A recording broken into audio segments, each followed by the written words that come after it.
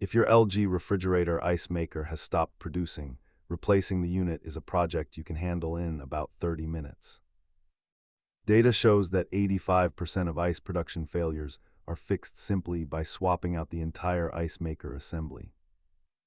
Before you touch any internal components, let's get your workspace and tools ready for the job.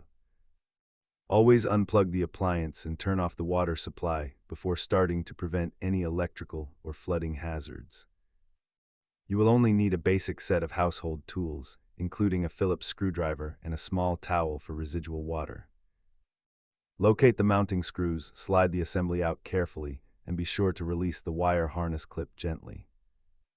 Connect the new wire harness firmly, slide the unit into place, and secure the mounting screws without over-tightening them.